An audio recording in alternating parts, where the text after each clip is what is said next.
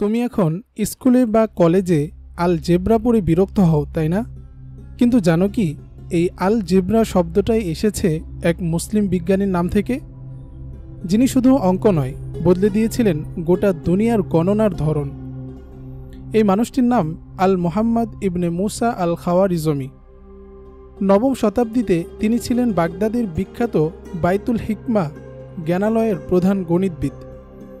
820 খ্রিস্টাব্দে তিনি লেখেন এক যুগান্তকারী বই, আল কিতাব আল মুখতাসার ফি হিসাব আল জেবার ওয়াল মোকাবালা, মানে the compendious book on calculation by completion and balancing. এই বই থেকে এসেছে শব্দ আল জাবার, যা আজকের আলজেব্রা। এই বইতে তিনি দেখিয়েছেন কিভাবে সমীকরণ সমাধান করতে হয়। ব্যাংকিং, ব্যবসা, সম্পত্তির হিসাব সব কিছুতে গণিত ব্যবহার করা যায়।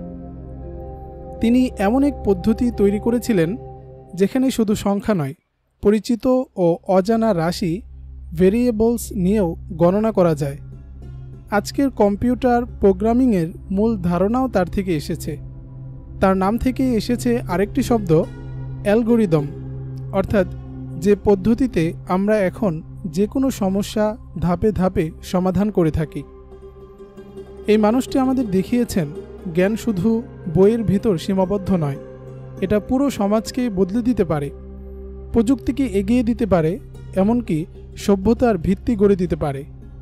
তুমি যখন আলজেব্রা নিয়ে কষ্ট পাও, তখন মনে রেখো এই বিদ্যা একদিন এক মুসলিম বিজ্ঞানীর কল্পনায় জন্ম নিয়েছিল, যে স্বপ্ন দেখেছিলেন বিশ্বকে সংখ্যার ভাষায় বুঝে ফেলার।